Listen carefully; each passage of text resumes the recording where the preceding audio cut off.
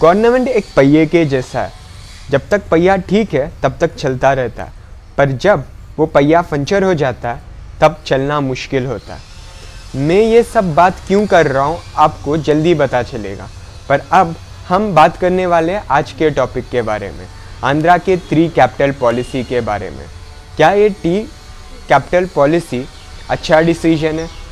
क्या प्रो और कॉन्स है 3 कैपिटल डिसीजन के बारे में, और क्या होगा आंध्रा का future after this decision is implemented completely.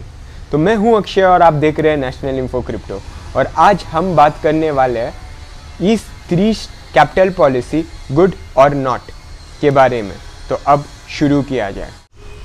Recently Andhra में एक धमाका हुआ, एक ऐसा बिल पास किया गया जो हिस्टोरिक थी। आंध्रा का गवर्नर विश्वभूषण हरिश्चंद्रा ने 3 कैपिटल डेवलपमेंट अथॉरिटी बिल को पास किया, जिसके तहत आंध्रा में 3 कैपिटल होंगे, अमरावती, विशाखापट्टनम और कर्नूल। आंध्रा एक ऐसा स्टेट होगा जहां 3 कैपिटल होंगे, only state in India to have 3 capitals. तो गवर्नर के हिसाब से ऐसा डिसीजन लिया गया। लेजिस्लेटिव कैपिटल अमरावती होगा, एग्जीक्यूटिव कैपिटल विशाखापट्टनम होगा और जुडिशियरी कैपिटल कर्नूल होगा। मतलब कोर्ट कचहरी का जो भी काम है वो कर्नूल में होगा, असेंबली रिलेटेड वर्क अमरावती में होगा और जो एडमिनिस्ट्रेशन का काम है वो विशाखापट्टनम में होगा। रिसेंटली हमारा जो आपका गवर्नमेंट है आंध्रा में, उसने डिसेंट्रलाइजेशन और CRDA बिल को रीअपील करने की कोशिश किया।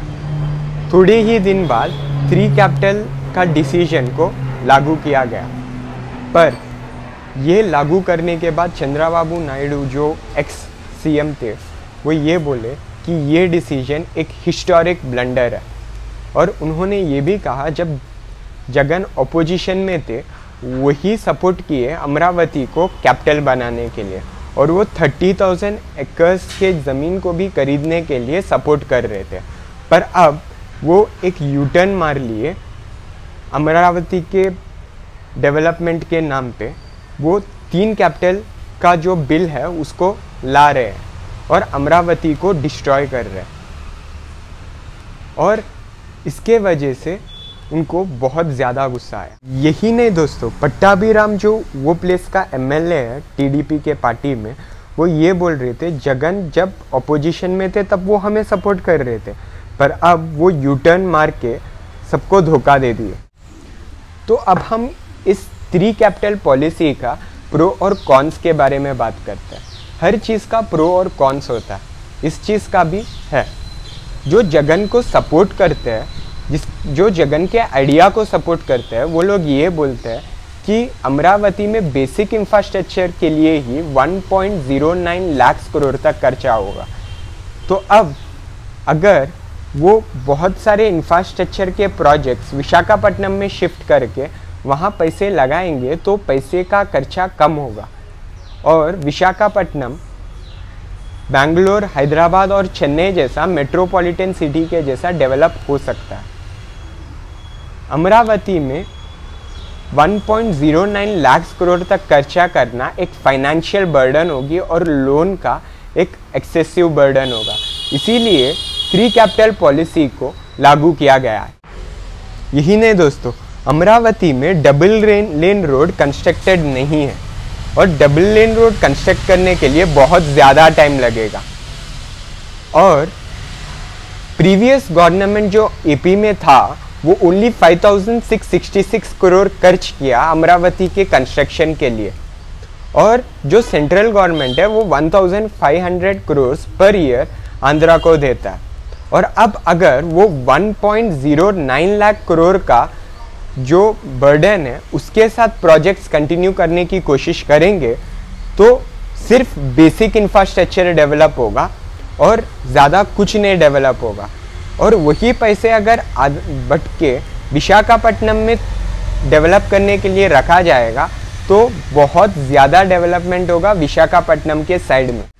फेवरेबल आर्ग्यूमेंट्स में ये भी आता है कि अमरावती में बहुत फर्टाइल और लूज सॉइल है जिसके ऊपर कंस्ट्रक्शन करना बहुत ज़्यादा पैसे खर्च करने जितना होगा। नॉट ओनली दैट, विशाखापट्टनम का जो एरिया है वो एरिया में शिपयार्ड है, बिजनेस करना इजी है और थोड़े ही पैसे लगेंगे इंफ्रास्ट्रक्चर डेवलप करने के लिए। तो विशाखापट्टनम को कैपिटल बनाने का ये बड़ा रीज़न है। अब हम नेगेटिव पॉइंट्स के बारे में बात करते हैं। पहला नेगेटिव पॉइंट्स फार्मर्स के प्रॉब्लम है। अब अमरावती पहले एक फर्टाइल लैंड था जहां फार्मर्स फार्मिंग करते थे। अब ये फर्टाइल लैंड में बहुत सारा कंस्ट्रक्शन हुआ जिसके वजह से फर्टाइल लैंड अपना फर्टिलिटी बहुत हद तक खो चुका है।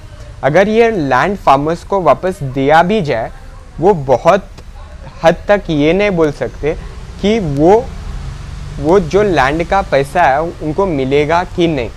लैंड का पैसे जो है वो बहुत ज़्यादा घट चुका है, लैंड का प्राइस अब के लिए बहुत ज़्यादा घट चुका है।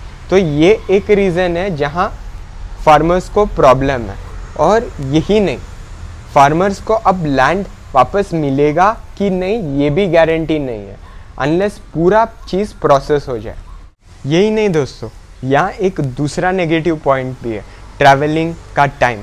गवर्नमेंट ऑफिसर्स को 3 जगह घूमना पड़ेगा अपना काम पूरा करने के लिए। अगर लॉ एंड ऑर्डर्स का कोई काम है तो उन्हें कर्नूल को जाना पड़ेगा, एडमिनिस्ट्रेशन का काम है तो उन्हें अमरावती आना पड़ेगा, और अगर पार्टी मीट है या कुछ है तो उन्हें विशाखापट्टनम में आना पड़ेगा। तो ऐसा घूमने के वजह से गवर्नमेंट ऑफिसर्स और पॉलिटिशियंस के बीच में कोऑर्डिनेशन घट सकता है और एडमिनिस्ट्रेशन को बहुत ज़्यादा तेज़ पहुंच सकता है। यही नहीं, दूसरा पॉइंट ये भी वैलिड पॉइंट्स आते हैं कि अगर ये प्रोजेक्ट्स पूरा नहीं हुए 5 साल के अंदर और 5 साल के अंदर कोई दूसरा गवर्नमेंट आ गया तो ये जो प्रोजेक्ट है वो आधे में रुक सकते हैं और न्यू डेवलपमेंट पॉलिसी आ सकता है और डेवलपमेंट में बहुत ज़्यादा इनकंसिस्टेंसी हो सकता है। तो अगर जगन बीच में छोड़ के चला गया या 5 साल के बाद जगन सीएम नहीं बना तो दूसरा सीएम का प्लान कुछ और होगा और वो दूसरा डेवलपमेंट प्लान लाएगा और ये डेवलपमेंट प्लान आधे में रुक जाएगा। जैसे अमरावती के साथ पहले हुआ, अब ये फिर से रिपीट होगा। तो ऐसा साइकिल चलता जाएगा तो आंध्र प्रदेश का इंफ्रास्ट्रक्चर ज़िंदगी में डेवलप नहीं होगी। और आखिर का जो बहुत बड़ा पॉइंट आता है वो है टैक्स का बढ़ना। 3 कैपिटल में गवर्नमेंट बिल्डिंग बनाने के लिए पैसे ज़्यादा लगते हैं, तो वो पैसे कहाँ से लेते हैं? टैक्स से। अगर ये लोग टैक्स से पैसे लेने वाले हैं तो वो टैक्स बढ़ाएंगे। अगर गवर्नमेंट के जो बिल्डिंग्स है उसको पूरा करना है तो लोगों को हायर टैक्स भरना पड़ेगा। तो ये भी एक नेगेटिव पॉइंट है 3 कैपिटल पॉलिसी के बारे में। तो अब हम बात करेंगे इस होल चीज़ के एनालिसिस के बारे में। हाँ, नेशनल इन्फो क्रिप्टो आज से होल टॉपिक्स का एनालिसिस भी करेगा। अब मेरे हिसाब से ये चीज़ कॉमन पीपल को ज़्यादा फ़र्क नहीं पड़ेगा, पर गवर्नमेंट ऑफिसर्स और पॉलिटिशियंस को बहुत ज़्यादा फ़र्क पड़ेगा। सिंपल एग्जांपल बोलता हूँ, गवर्नमेंट ऑफिसर्स ही ट्रैवल करेंगे और पॉलिटिकल लीडर्स का जो काम में कोऑर्डिनेशन है वो कम हो जाएगा। लोगों को तो वो चीज़ ज़्यादा फ़र्क पड़ने वाला नहीं है। पर अगर जगन ये 3 कैपिटल पॉलिसी के साथ सही में डेवलपमेंट का प्लान लाना चाहते हैं तो वो हमें 5 साल या 10 साल के बाद पता चलेगा कि ये हिट है या फ्लॉप है। अब हम इसके बारे में कुछ नहीं बता सकते because this is a very long term plan, और ये लॉन्ग टर्म प्लान में जगन को ज़्यादा टाइम पे कंसिस्टेंट रहना है। अगर सीएम जगन कंसिस्टेंट नहीं रहा या दूसरा पार्टी का लीडर रिप्लेस कर दिया जगन को तो वो एक नया पॉलिसी लाएगा और नया डेवलपमेंट पॉलिसी के वजह से पुराना प्रोजेक्ट्स पूरे रुक जाएंगे। फिर ये जो नया डेवलपमेंट है फिर शुरू होगा, फिर इनकंसिस्टेंसी होगी, फिर प्रॉब्लम होगा। सो ये साइकिल अगर बढ़ते रहेगा तो आंध्रा में बहुत ज़्यादा प्रॉब्लम होगा। What I think Andhra needs a short term plan rather than a long term plan like 3 capitals या a huge budget plan। Andhra को अपना जो पॉपुलर सिटीज़ है उसको डेवलप करने में फोकस करना चाहिए, rather than going on with a long term plan जहाँ रिस्क ज़्यादा है डेवलपमेंट के बारे में। तो अब कोई ये नहीं बोल सकता कि ये प्लान हिट है या फ्लॉप है, because we can't say the party will be consistent or inconsistent. अब आने वाले 5 साल के बाद क्या होगा वो कोई प्रेडिक्ट नहीं कर सकता, जो 2 साल में होगा वो प्रेडिक्ट नहीं कर सकते। सो जिस चीज़ का प्रेडिक्शन करना ही बहुत ज़्यादा मुश्किल है, वो चीज़ के बारे में सोचना भी बहुत कॉम्प्लेक्स होगा। तो मेरे हिसाब से Andhra should have taken short term plan to decrease risk, पर ये लॉन्ग टर्म प्लान के लेने के वजह से कोई ये नहीं बोल सकता कि ये जो प्लान है वो अच्छा है या बुरा है। अगर आपको ये वीडियो पसंद आया तो लाइक, शेयर और सब्सक्राइब कीजिए। और हाँ, stay home, stay safe, respect India, जय हिंद।